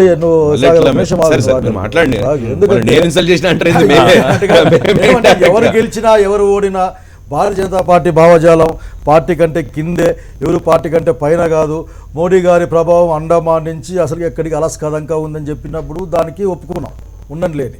మరి ఇప్పుడు ఓడిపోయే పరిస్థితి అక్కడ అదో క్లియర్ కట్. ఎవరు ఒప్పుకున్నా ఎవరు ఒప్పుకోకపోయినా నేను నిజంగా హ్యాపీ ఫీల్ అవుతున్నా సాగర్ని చూసి. ఎస్, ఈ భారతదేశంలో ఈ రోజున ఒక భావజాల యుద్ధం జరుగుతూ ఉంది. 2014లో ఈ భావజాలాన్ని దాచిపెట్టి మేము అభివృద్ధి మతం మీద అభివృద్ధి అనే పేరు మీద ముందుకు వచ్చారు ఆఖరికి. సరే, ప్రజలు ఆ రోజున్న పరిస్థితి ప్రకారం ఆ రోజున్న అనేక విషయాల్లో వాళ్ళు నమ్మారు, ఓట్లేశారు. ఈరోజు అసలు పుస్తకాన్ని బయటికి తీశారు. మీరు 44% ఓట్లతో లాస్ట్ టైం మీరు ఎంపీ సీట్లు గెలుచుకున్నారు. అదే వారణాసిని అసలు మీరు స్వీప్ చేశారు. వారణాసి చుట్టుపక్కల ప్రాంతాలు స్వీప్ చేశారు. ఈ రోజున ఎస్, నేను రిక్వెస్ట్ చేస్తాను భారతదేశ ప్రజానీకాన్ని, ముఖ్యంగా అందరినీ కూడా ఆఖరికి భారతీయ జనతా పార్టీ భావజాలానికి, వారి వ్యతిరేకులకి ఈ రోజున ఇక్కడ పోటీ జరుగుతుంది. మీరు మోసపోయే ప్రయత్నాలని చాలా జరిగాయి గతంలో. ఇప్పుడు మీరు అర్థం చేసుకో అవసరం వచ్చింది ఏంటండి, 70 సీట్లలో ఒక్కరికి కూడా మాకెవరు క్యాండిడేటే లేరు అంటే మీరు ఎంత దూరం వెళ్ళిపోయారు. పాప మా ముస్లిమ్స్కి అసలు దగ్గరే లేకుండా, అంటే క్యాండిడేట్ లేకపోతే క్యాండిడేట్లు ఇవ్వకూడదు, ఎట్లా మేము గెలుస్తున్నాం కాబట్టి, లేదు మేము గెలుస్తున్నాం, మీరు దూరం చేశారు సక్సెస్ఫుల్. అంటే చేస్తేనేమో మేము సక్సెస్ఫుల్ అండి. ఫలితం వస్తే అకాల యొక్క దాంట్లో విజయంలో భాగస్వామి మాదండి. ఓడిపోతే మాత్రం మేము ఫ్రెండ్స్ అండి అంతే. కనుక ఇటువంటి ఈ మడత వ్యవహారం ఎందుకండి? ఎస్, ఈ రోజు నేను అనుకుంటా ఉంటా, ఈ భారతదేశంలో మనుధర్మాన్ని నమ్మే పార్టీకి, మనుధర్మాన్ని వ్యతిరేకిస్తున్న అనేక మందికి గుంపులుగా ఉన్నాయి. అంతమంది ఒక యుద్ధం జరుగుతూ ఉంది, భావజాల యుద్ధం జరుగుతూ ఉంది. దీంట్లో ఈ రోజున నరేంద్ర మోడీ 44% ఓట్లతో అదే యూపీలో మన విజయం సాధించాడు. అతను స్థానిక ఎంపీ కూడా వారం రోజులు అక్కడే కూర్చొని చేసుకునే పరిస్థితి. ఎంపీగా, ఎమ్మెల్యేగా నేను కూడా పంచాయతీ ఎలక్షన్లో ఒక ఏ పంచాయతీ వారం రోజులు లేనండి. సరే, ఉన్నప్పటికీ కూడా ఎందుకంటే వారు స్ట్రీట్ దిగే నాయకుడు కాబట్టి దిగారు, చేసుకున్నారు పాపం. ఎందుకంటే మా మర్యాద పోతుంది. వారణాసిలో ఓడిపోతే ఆయన సొంత కాన్సిలో పోయినా, ఎందుకంటే మీరు పెద్ద నాయకులు శైలజనాథ్ గారు, వారణాసిలో మన ఎలక్షన్స్ లో ఓడిపోయారండి, ఏదో ఓడిపోయారండి. కనుక భయం పట్టుకుంటుంది, ఏదో ఓడిపోయే పరిస్థితి ఉంది ఇక్కడ, భయం పట్టుకుంటుంది. మాత్రం పొలిటీషియన్ వాళ్ళకి ఎంత నాయకుడు అయినప్పటికీ. బట్ ఇక్కడ ఏంటి, అవును వాస్తవం, భారతదేశంలో ఈ రోజున మనుధర్మాన్ని నమ్మే భావజాలం ఉన్న పార్టీకి, మనుధర్మాన్ని వ్యతిరేకించి లేక దానికి దూరం ఉన్న పార్టీల మధ్య యుద్ధం జరుగుతూ ఉంది. వాళ్ళు గుంపులుగా ఉండొచ్చు, స్ట్రేగా ఉండొచ్చు. కనుక ఈ రోజున ఉత్తరప్రదేశ్ ఎన్నికల్లో 44, 45, 46, 47, 50, 70, 80 అవుతుందా? 40, 38, 37, 35, 33 అవుతుందా? Let we see. అలాగే భారతదేశం ఇంకా శాశ్వతం అని చాలా కాలం ఉంటే ఇట్లే మన పార్లమెంట్ అసెంబ్లీ ఇట్లా అనేక గెలుస్తూ ఉంటారు, ఓడుతూ ఉంటారు, గెలుస్తూ ఉంటారు, ఓడుతూ ఉంటారు. బీజేపీ ఏమీ లేని రోజున విముక్త బీజేపీ భారత్ అని చెప్పారు. మీరు చెప్పుకుంటారు, ఎందుకంటే అట్లా ఏదో ఒక మంచి స్లోగన్ ఖాయం చేసుకోవాలి కాబట్టి. కాంగ్రెస్ పార్టీ నువ్వు లేని ప్రాంతం అంటే మీరు లేని ప్రాంతంలో పోయి ఇక్కడ కాంగ్రెస్ పార్టీ వాళ్ళు ఎవరో ఉన్నారని చెప్తే ఒక్కరో ఇద్దరైనా సరే మేము కాంగ్రెస్ పార్టీ వాళ్ళమని చెప్పే పరిస్థితి భారతదేశంలో ఉంది. కేవలం ఎమ్మెల్యే సీట్లు, ఎంపీ సీట్లు పెట్టుకొని అదే ముక్తం అనుకుంటే నేను చేయగలిగింది ఏం లేదు వాళ్ళని చూసి. మీరేం చెప్తారు? ఇరువురు అభిప్రాయాలతో కూడా నేను డిఫర్ అవుతున్నాను. ఒకటి పాయింట్ ఏంటంటే, బీజేపీ ఒకవేళ వారు కూడా అన్నారు, బీజేపీ కేవలం మత ప్రాతిపదికగా ఉన్నటువంటి పార్టీ అయినట్లయితే ఈ దేశాన్ని పరిపాలించిన ప్రధాని మన్మోహన్ సింగ్ గారి దగ్గర నుంచి సగటు ఓటర్ దాకా ఏమైందంటే, కూటములతో ముక్కలు కలిసి జతకట్టినటువంటి పార్టీల వల్ల కొన్ని విధాన నిర్ణయాలు తీసుకోవడంలో కూడా తీసుకోలేనటువంటి పరిస్థితి. ఆ పరిస్థితిలో ప్రజలందరూ కూడా విసిగిపోయి మళ్ళీ ఒక బలమైనటువంటి పార్టీ, దీన్ని మనం సుస్థిర ప్రభుత్వాన్ని ఏర్పాటు చేయాలనే దీంతో మతాలకు అతీతంగా అద్భుతమైనటువంటి విజయాన్ని బీజేపీకి ఇచ్చారు. అంతే తప్ప మత ప్రాతిపదికగా అయితే అంత పెద్ద భారీ మెజారిటీ రావడం అనేటువంటి సాధ్యం కాదు. సో ఆ రకంగా వచ్చినటువంటి పరిస్థితి. అలాగే బీజేపీ నరేంద్ర మోడీ గారి యొక్క కళ అంటే ఆయనకు ఉన్నటువంటి ప్రత్యర్థి కాబట్టి కాంగ్రెస్ ముక్త భారత్ అనేది ఈ దేశంలో అసాధ్యం. ఎందుకంటే 125 సంవత్సరాల్లో ఇలాంటి ఆటుపోట్లు ఎన్నో తట్టుకొని నిలబడినటువంటి పార్టీ కాంగ్రెస్ పార్టీ. తర్వాత పంజాబ్ కాంగ్రెస్ని బద్ధ శత్రువుగా, కాంగ్రెస్ అంటేనే బగబగ మండిపోయేటువంటి మెజారిటీ ప్రజలు ఉన్నటువంటి రాష్ట్రంలో 10 సంవత్సరాల తర్వాత తిరిగి సింగిల్ లార్జెస్ట్ పార్టీగా ఇవాళ అక్కడ అధికారాన్ని కైవసం చేసుకోబోతున్నటువంటి పరిస్థితుల్లో నరేంద్ర మోడీ గారి కళ ముక్త భారత్ అనేది ఎంతవరకు సఫలీకృతం అవుతుందనేది చూడాలంటే ఆయన కళ కలగానే మిగిలిపోతుంది తప్ప ఒక జాతీయ పార్టీలు స్వాతంత్రానికి ముందు నుంచి ఉన్నటువంటి పార్టీలని కేవలం మన భావజాలంతో రూట్స్తో పెకిలించడం అనేటువంటిది ప్రజాస్వామ్యంలో సాధ్యం కాదు. అసలు ప్రజాస్వామ్యంలో పార్టీలను ఓడించాలి తప్ప పార్టీలను పెకలించాలనేటువంటిది అది నియంతృత్వ ధోరణి అవుతుంది తప్ప ప్రజాస్వామ్యం అవుతుంది. కాబట్టి అది అసాధ్యమైనటువంటి కళ. అలాగే ఇవాళ నరేంద్ర మోడీ గారు ముస్లిమ్స్కి దూరం అయ్యారని కాదు, అక్కడ ఎంత కులాలు వద్దని వాళ్ళు చెప్పుకుంటున్నప్పటికీ, కాంగ్రెస్ పార్టీ కులాల ప్రాతిపదిక చేసిందని చెప్తున్నప్పటికీ కేవలం ఇవాళ కులాల ప్రాతిపదికగా చాలా జాగ్రత్తగా ఆచితూచి బీసీల విషయానికి వచ్చినట్టయితే యాదవులకి వ్యతిరేకమైనటువంటి ఓబీసీలు ఎవరున్నారో వాళ్ళని చూజ్ చేసి చేశారు కాబట్టి ఇవాళ అక్కడ ఒక అద్భుతమైన విజయం రాబోతుందనేది కూడా జోస్యం. యాదవేతర ఓబీసీలకి 2014 సార్వత్రిక ఎన్నికల్లో పార్లమెంట్ లో అన్ని స్థానాలు గెలవడానికి 60% మంది వాళ్ళు ఓటు వేయడంతో 60% మంది వాళ్ళు ఓటు వేయడం అందువల్ల అక్కడ ముస్లింస్ ని నిలబెట్టలేదు తప్ప ముస్లింస్ సానుభూతి లేదంటే కూడా తప్ప. మళ్ళీ కాంగ్రెస్ విషయానికి వచ్చినట్టయితే అత్యంత దారుణంగా ఈ త్రిపుల్ తలాక్ విషయంలో అతి దారుణంగా ఆ రోజున ముస్లిం పేద ప్రజలతో కాంగ్రెస్ పార్టీ ఆడుకున్న పరిస్థితుల్లో ఇవాళ త్రిపుల్ తలాక్ అనేటువంటిది తెర మీదకి వచ్చి ముస్లిం మహిళల యొక్క సానుభూతి విశేషంగా ఆకట్టుకుంటున్నటువంటి వ్యక్తి నరేంద్ర మోడీగా కూడా చూడాలి. చాలా అత్యంత ఆవశ్యకం ఇది. శభాష్ అని చెప్పని వాళ్ళు ముస్లిం మహిళలందరూ కూడా నరేంద్ర మోడీని పొగుడుతున్నారంటే అంటే విధాన నిర్ణయాలను బట్టి ఎవరైనా అటు ఇందిరా లాంటి నాయకురాలు కావచ్చు, ఇటు నరేంద్ర మోడీ అభివృద్ధి మంత్రంతోనే ఇక్కడ ఇది ఈ దేశంలో ఏంటంటే రకరకాల విభిన్న సంస్కృతుల మధ్య ఈ ప్లే గేమ్ అనేది డర్టీ గేమ్ అనేటువంటిది అందరూ ఆడుతూ ఉంటారు. అవసరమైనప్పుడు అందరూ కూడా ఉపన్యాసాలు ఇస్తూ ఉంటారు. కానీ అంతిమంగా చూసినప్పుడు ఏంటంటే అధికారం సాధించాలంటే మత ప్రాతిపదికగాను కుల ప్రాతిపదికగాను కాదు. కాకపోతే ఇవాళ ఇవి ప్రత్యేకమైనటువంటి వాళ్ళకి ఆట వస్తువులుగా మాత్రం పార్టీలకు పనికొస్తున్నాయి. ఏ పార్టీ అయినా. విజయబాబు గారు అన్నట్టుగా ఇప్పుడు యూపీని ప్రత్యేకంగా చూడాలి. యూపీ ఏంటంటే కులము ప్రాధాన్యత ఉన్నది, మతం ప్రాధాన్యత ఉన్నది. కాబట్టి అందుకొరకే అన్ని పార్టీల వాళ్ళు కూడా ఈ రెండింటిని వాళ్ళు తప్పకుండా వాడుకుంటానికి అవకాశం ఉంటుంది. ఇలా సమాజ్వాదీ పార్టీ అవునన్నా కాదన్నా కుల ప్రాతిపదిక మీద యాదవులను సమీకరణ చేసి దానికి ఎక్కువగా ప్రాధాన్యత ఇస్తూ వచ్చారు. అదేవిధంగా మతం అనేటువంటిది దేశవ్యాప్తంగా మా కృష్ణసాగర్ చెప్పినప్పటికీ కూడా దేశవ్యాప్తంగా మేమైతే భారత్ అనేటువంటి ఒక మాట చెప్పినప్పటికీ అభివృద్ధి అనేటువంటి ఒక మాట చెప్పినప్పటికీ కూడా ఆడికి పోయి మాత్రం మళ్ళీ మతం మీదనే మంత్రం చెప్పించేటువంటి ఒక పరిస్థితి వచ్చింది. కాబట్టి ఎందుకంటే అక్కడ మతం మీద ప్రాధాన్యత ఉండేటువంటి కాబట్టి ఆ రకంగా మోడీ గారు ఉపన్యాసాల్లో అసలు ఇక్కడ ఖబరస్థాన్ దగ్గర నుంచి పెన్నెల నుంచి పండుగల దాకా మాట్లాడారు. సరే మోడీ గారు ఏదో ఎలక్షన్ల కోసం మాట్లాడినారులే అని చెప్పేసి వదిలేసినప్పటికీ అట్లా అనుకోని లోపల ఏముంటుంది కొద్ది బయటకు వచ్చేది జారుతుందండి. జారినప్పుడు కబ్రస్థాన్ ముందు మాట్లాడింది మాట్లాడితే దాన్ని శ్మశానం కలిపి మాట్లాడారు. అట్లా కాదండి ఈశ్వర్ గారు చేస్తే తప్పులేదు నేను చెప్పేయండి. మీరు ఏదో కూర్చొని మేము ఇది కాదని చెప్పుకునే ప్రయత్నం మాత్రం చేయండి. మీరు తప్పదు మీకు ఆఖరికి. ఎందుకంటే మీరు అధికారంలో ఉంటేనే మేము రూట్స్ సహా పెకిలించగలం అనుకుంటున్నారు కాబట్టి భారతదేశం అనేక మందిని మీ వ్యతిరేకుల్ని నో ప్రాబ్లం. భారతదేశ ప్రజలకు తెలుసు ఎట్లా దాన్ని ట్యాకిల్ చేయాలో. కానీ ఒకటి ఒప్పుకోవాలండి, ఇక్కడ నరేంద్ర మోడీ గారు తానే సర్వమై నడిపించే ఎలక్షన్స్ ఇవి. సరే పంజాబ్ వదిలేసిన చిన్న రాష్ట్రం వాళ్ళకి వాళ్ళ టినీ పార్టీ దాని గురించి పక్క పెట్టి అక్కడ మాత్రం మేమైతే తోకలండి, వాళ్ళైతే ఫ్రెండ్స్ అండి. అసలుకి సాగర్కి ఇన్ని పదాలు ఎక్కడ ఏదో తెలిసి నాకు అర్థం కాకుండా వాళ్ళు ఏపీలో వాళ్ళు అఫ్కోర్స్ మా స్టేట్లో ఏపీలో అయితే వాళ్ళు భాగస్వామి మిత్రులు అండి. ఒక పొరపాటు మేమున్నాం అనుకోండి దాంట్లో భాగస్వామ్యంగా ఏదో పార్టీ మేము తోకలండి. కనుక సరే తోకలకి మిత్రులకి మధ్య తేడా రెండు ఒకటే అర్థం ఉంటే సంతోషం నాకేం బాధలేదు. బట్ ఉత్తరప్రదేశ్ ఎలక్షన్స్ మాత్రం ఈ రోజున భారతదేశం చూస్తూ ఉన్నాం, మాలాంటి వాళ్ళ మేలాంటి చూస్తూ ఉన్నాం, రెండు పక్షాలు చూస్తూ ఉన్నాయి. కనుక లెట్ ఇట్ వేసి. కానీ మోడీ గారిదే బాధ్యత అండి. మోడీ గారికి పెరిగి తీరాలి. 44 కంటే పైకి వెళ్ళాలి. ఆయన ఆఖరికి వెళ్ళకపోతే మాత్రం ఆయన డౌన్ ఫాల్ స్టార్ట్ అవుతుంది. ఒక విషయం అండి, నేను వేరే పార్టీలు పోటీ పడతా ఉంటే నేను ఖచ్చితంగా సీట్లు చూసిండేవాడిని.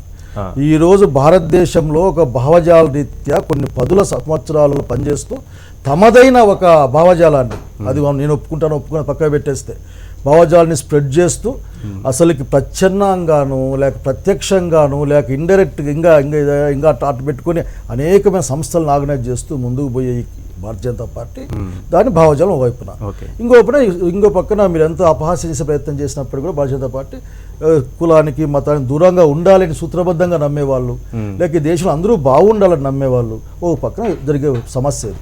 దీంట్లో కాంగ్రెస్ పార్టీ ఉంటుంది, లెఫ్టిస్టులు ఉంటారు, అనేకమైన వ్యక్తులుగా కూడా కొద్దిమంది ఉండి ఉంటారు. కనుక లెట్ వి సీ. రైట్. ఇప్పుడు 3 విషయాలు. ఒకటి, వారు పర్సంటేజ్ ఎందుకు చూస్తున్నారు Yes, అన్నది. అదే ప్రధానమైన, అయితే చాలా ప్రధానమైన వారు ఆ పర్సెంటేజ్ తగ్గితే మోడీ గారి ప్రభుత్వం వారు దగ్గర పర్సంటేజ్ ఎందుకు చూస్తున్నారు అంటే అదే. ఎందుకు అంటే జయలలిత వారికి గారు- అక్కడ కాదండి, జయలలిత గారు ఒక ఒక నిమిషం. ఫస్ట్ టైం పోటీ శాలిజీ గారు. చేసినప్పుడు వారికి వచ్చిన ఓట్లు శాతం మీ విశ్లేషణలే. సెకండ్ టైం మళ్ళీ సెకండ్ టైం గెలిచిన వాళ్ళు, అవును. మరి వాళ్ళ విశ్లేషణ లేదు. నాకు గుర్తుంది, మేము ఫస్ట్ టైం గెలిచాం 170-200 సీట్లను గెలిచాం. మేము మా ఫ్రెండ్స్ ఇప్పుడు మీరు అడిగిన ప్రశ్నకి అతనే ఆన్సర్ చెప్పాలి కదా. మీకు ఈశ్వర్ బాగా టైం ఇస్తాను ఇబ్బందిలే కానీ మేము రాజశేఖర రెడ్డి గారి నాయకత్వంలో మేము ఆ రోజు కాంగ్రెస్ పార్టీ ఎలక్షన్స్ పోయింది. దాదాపు 200 సీట్లు 190 చిల్లర వచ్చాయి ఆ రోజున అందరు మా ఫ్రెండ్స్ అందరు కలిసి. నెక్స్ట్ టైం ఎలక్షన్స్ పోయినాం 150 చిల్లర వచ్చాయి. రాజశేఖర గారు చెప్పారు ఏంటి మనం ఇంకా పెరగాలి కదా అన్నారు. మనం ఇంకా బాగా పని చేయాలి, మనం ఇంత పని చేసినా ఇన్ని చేసినప్పటికి కూడా మనకు ఓటింగ్ తగ్గింది, ఇక్కడ ఆఖరికి మనకి ఎక్కువ రావాల్సిన సీట్లు అని చెప్పారు. Yes that is thing. ఆ రోజున రాజశేఖర గారు స్వయంగా చెప్పిన మాట 156 సీట్లు వచ్చాయి మనకి ఈ రోజున. ఇది తగ్గింది, మనకి ఎక్కువ రావాలి కదా, అన్ని పనులు చేసాం, చదివిచ్చాం, తిండి ఇచ్చాం, అన్నీ ఇచ్చాం, పనులు ఇచ్చి అన్నీ ఇచ్చాం కదా, ఏమైంది? కనుక సేమ్ థింగ్ ఈ రోజున అది రాజశేఖర్ గారు నాయకు చెప్పినప్పుడు బహుశా మోడీ గారు అనుకుంటారు 44 నుంచి నేను 35కి వచ్చినానా, 50 వచ్చి, ఉదాహరణకి ఒక 50 వచ్చింది అనుకోండి, ఏం మాట్లాడతారు వీళ్ళే, చూసారా అబ్సల్యూట్గా మనల్ని కొట్టేశారు, 100కి 100 ఇచ్చారనుకోండి, మీరు ఎవరు లేరు మేమే ఉన్నామని చెప్తారు కదా. సో ఇప్పుడు ఒకవేళ సింగిల్ లార్జెస్ట్ పార్టీ గాను లేకపోతే పూర్తిగా అధికారంలోకి వచ్చేటటువంటి మెజారిటీ సాధించినప్పుడు మీరు చెప్పినటువంటి పర్సంటేజ్ కూడా అప్పటికే గుర్తుపెట్టుకుంటారనుకుంటారా? నేను ఒక విషయం ఆయన గుర్తుపెట్టుకోకుండా ఖచ్చితంగా పెద్ద ఎత్తున ఏ పార్టీ అయినా సరే ఎన్నికల్లో గెలిచి సీఎం అయ్యే పరిస్థితి వస్తేనే ఆఖరికి పెద్ద ఎత్తున మనకి మీరే చూపిస్తారు, అవుట్స్ గిట్స్ కాల్చి చూపిస్తారు. నేనేమంటా అంటే ఈ రోజున కేవలం అధికారం కోసమే ఈ భారతదేశంలో రాజకీయాలు లేవు. ఈ రోజు తమ భావజాలాలని స్ప్రెడ్ చేయడం కోసం, నెగ్గించడం కోసం, దాన్ని అమలు చేయడం కోసం రాజకీయ పార్టీలు ప్రయత్నం చేస్తూ ఉన్నాయి. దిస్ ద ఫైట్ ఆఫ్ అధికారంలోకి రాకపోయినా కాంగ్రెస్ పార్టీ అక్కడ పర్సంటేజ్ తగ్గించగలిగాము కాబట్టి, మోడీ పర్సంటేజ్ మనం తగ్గించాం కాబట్టి అది చాలు అనుకుని సంతృప్తి పడిపోతుంది కాంగ్రెస్. పొరపాటు మీరు అక్కడే మరీ ఆ సీట్లు ఓట్లేకపోతున్నారు. అది వేరే సంగతి అండి. అది ఏంటంటే మేము ఇంక 2 సార్లే ఉంటాం అనుకునేవాడికి, లేకపోతే నెక్స్ట్ రేపైతే అనుకునేవాడికి, ఒక లాంగ్ దేశం ఉన్నంత కాలం ఉంటాం అనుకునే వాళ్ళకి ఈ ఎన్నిక ఓటమి అవన్నీ గెలిపి సమస్య కాదు. ఆఖరికి గెలుస్తాం, ఓడుతాం, గెలుస్తాం. ఇప్పుడు ప్రజల్లోకి తప్పుగా పోవద్దు కాబట్టి క్లారిఫై చేయదలుచుకున్నా, అమిత్ షా గారు చెప్పినా, నరేంద్ర మోదీ గారు చెప్పినా కాంగ్రెస్ ముక్త్ భారత్ అన్నది అధికారానికి సంబంధించిన స్లోగన్. అది మేము పార్టీ ఉండొద్దు అని ప్రజాస్వామ్య వ్యతిరేకంగా ఏనాడు అనము. ఒక ప్రజాస్వామికంగా కుటుంబ రహితంగా నడవబడే పార్టీ మాది, ఓ వ్యవస్థ. కాబట్టి దానిలో ఛాయ్ అమ్మే పిల్లాడు కూడా వచ్చి ప్రైమ్ మినిస్టర్ కాగలిగిన ఒక పార్టీ వ్యవస్థ. మీరు చెప్పిన వాస్తవాలు కాదు, నేను చెప్పేది అవాస్తవాలు కాదు. మీరు చెప్పేటప్పుడు విన్నా కదా శాలిజీ గారు, టాలరెన్స్ ఉండాలి, టాలరెన్స్ ఉండాలి. ఉన్నారు పార్టీలు ఉన్నారు. మీది కుటుంబ పార్టీ కాదంటారా? మీది కుటుంబ పార్టీ కాదంటారా? నన్ను మాట్లాడియండి శైలజ గారు. నేను శైలజ గారు నేను ఏమంటున్నా అంటే నన్ను కూడా మాట్లాడండి. మీరు మాట్లాడినంత విన్నా కదా, పేషెంట్ గా విన్నా కదా. ఇస్తున్నా సాగర్ గారు నేను ఇంటరప్ట్ కూడా చేయలేదు. మీరు ఏం మాట్లాడినా ఇంటరప్ట్ కూడా చేయాలి. మోదీ గారిని మీరు అనాల్సిన అన్నారు, నేను ఏం అనలేదు.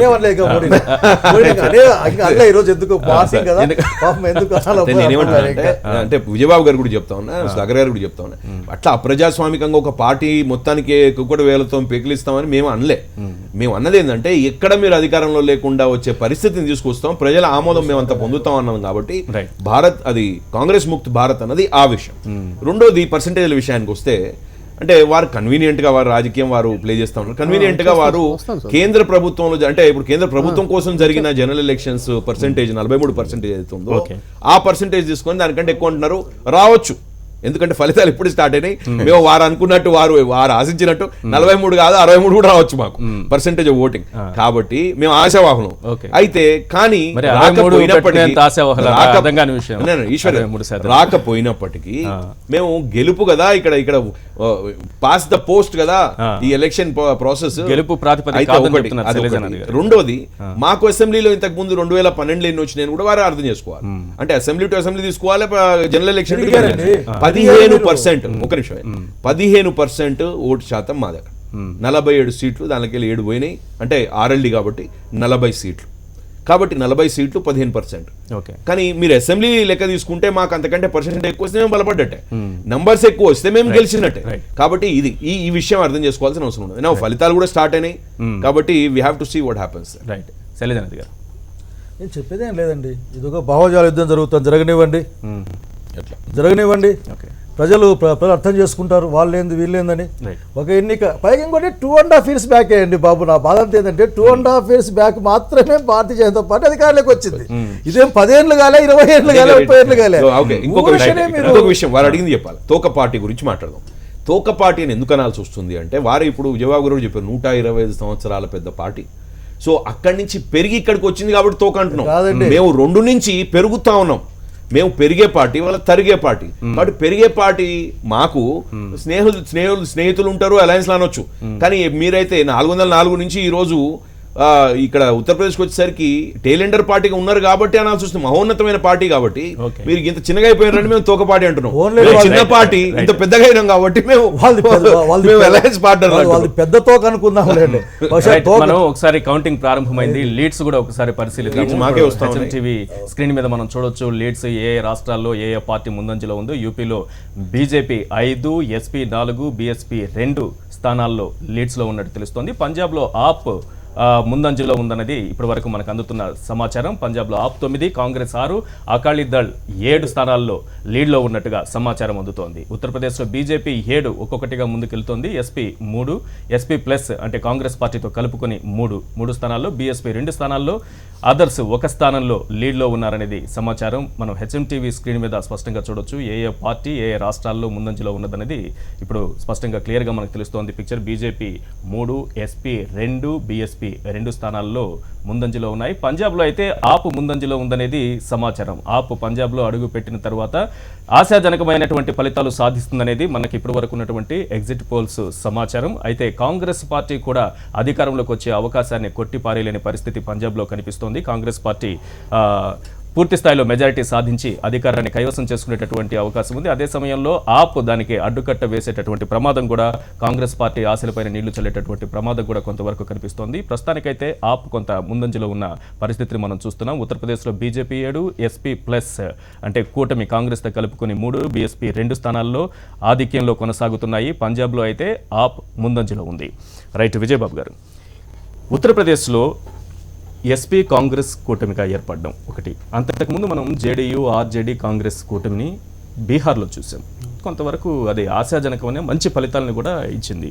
ఇక్కడ కూడా ఈ కూటమి ఏర్పడుతుంది అనే సమయంలో కూడా చాలా వరకు డెఫినెట్గా అధికారంలోకి వస్తుంది అనేది. ఎందుకంటే ఇక్కడ అఖిలేష్ కూడా తండ్రి దగ్గర తగ్గ పార్టీని కైవసం చేసుకోవడం, తర్వాత ఏదో కొంత కళంకిత నేతలు ఉన్నారు వాళ్ళందరినీ తొలగించుకొని ఈయన ఏ మచ్చ లేకుండా బయటపడ్డారని, తర్వాత కాంగ్రెస్ పార్టీ కూడా జత కలవడంతో డెఫినెట్గా అధికారంలోకి వస్తుందని రకరకాల విశ్లేషణలు అయితే వినిపించాయి. కానీ చివరికి వచ్చేటప్పటికి మొదటి దశ, రెండో దశ ఎన్నికలు జరిగినప్పటికీ కూడా కొంతవరకు అందరి అంచనాలు కూడా ఈ కూటమి మీదే ఉండేది. కానీ రాను క్రమంగా ఎందుకు ఆ అంచనాలు తగ్గుతూ వచ్చాయి? ఎందుకంటే ఇప్పుడు ఇందాక అన్నది ఏంటంటే ఒక నరేంద్ర మోడీ గారి పెర్ఫార్మెన్సే కదా అక్కడ ఫలితాలు. అఖిలేష్ పెర్ఫార్మెన్స్ కూడా చూసుకోవాలి. ఎందుకంటే తండ్రితో గొడవ పడి బయటకు వచ్చి ఆ సింబల్ కైవసం చేసుకున్న తర్వాత he has become a hero. ఒక పెద్ద దీనిగా చూశారు. చూసిన తర్వాత ఒక మంచి ఊపు వచ్చాక ఎప్పుడైతే మళ్ళీ తండ్రితో కాంప్రమైజ్ అయిపోయి బాబాయిలతో వాళ్ళందరితో కళంకిత వ్యక్తులతో కాంప్రమైజ్ అయ్యాడో అక్కడ కొంత నిరుత్సాహం అనేటువంటిది ఏర్పడింది. సో ఆ ఇంటర్నల్ అడ్జస్ట్మెంట్ అనేటువంటిదే అతనికి మైనస్గా అయిందనేది అక్కడ ఉన్నటువంటి వ్యక్తులు చెప్తున్నటువంటి పరిస్థితి. సో అందుకని ఒక ఊపుతో కాంగ్రెస్ వర్సెస్ ఎస్పీ ఇట్లా వచ్చిన తర్వాత ఏమైందంటే ఒక ఊపు వచ్చింది కానీ ఇతను కాంప్రమైజ్ అయ్యాడనేసరికి అది మళ్ళీ కూడా డైల్యూట్ అయిపోయినటువంటి పరిస్థితి మనం ఖచ్చితంగా చూడాలి.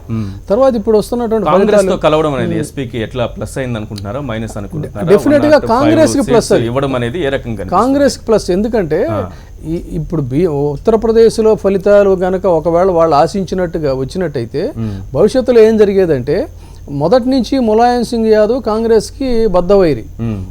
ఎందుకనంటే తను కూడా అవకాశం వస్తే తర్వాత ప్రధాన అయ్యే అవకాశం ఉందని ఆశపడే వ్యక్తుల్లో అతను ఒకడు ఈ దేశంలో. సో అలాంటి వ్యక్తి కాంగ్రెస్తో అంటగాగటం అనేది సాధ్యం కాదు. కాంగ్రెస్ని తీవ్రంగా వ్యతిరేకించిన వ్యక్తి.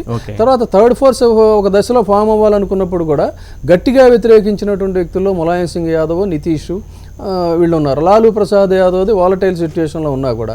సో అప్పుడు బ్రేక్ పడింది. ఇప్పుడు ఏమైందంటే ఒకవేళ ఉత్తరప్రదేశ్లో వాళ్ళు ఆశించిన ఫలితాలు కనుక వచ్చినట్టయితే భారత రాజకీయాల్లోనే ఒక పెనుమార్పులు, అంటే మళ్ళీ కొత్తగా ఒక కూటమి, రాజకీయ సమీకరణలన్నీ జరిగి మళ్ళీ కమ్యూనిస్టుల దగ్గర అవుతారా ఈ కొత్త కూటమికి, లేకపోతే ఆప్ దగ్గర అవుతుందా, మమతా బెనర్జీ దగ్గర అవుతుందా అనేటువంటి దిశగా కొన్ని ప్రయత్నాలు జరిగాయి.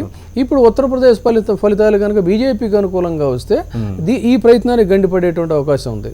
తర్వాత ఈ 5 రాష్ట్రాల ఎన్నికలు అత్యంత ప్రతిష్టాత్మకంగా మెజారిటీ రాష్ట్రాలు కావాలని బీజేపీ ఎందుకు అనుకుందంటే లోక్సభలో వాళ్ళకి ఆశించిన స్థాయిలో బలం ఉన్నప్పటికీ కూడా ఒకవైపు అంటే ఆయన పర్సనల్ ఎజెండా అని కూడా అనొచ్చు.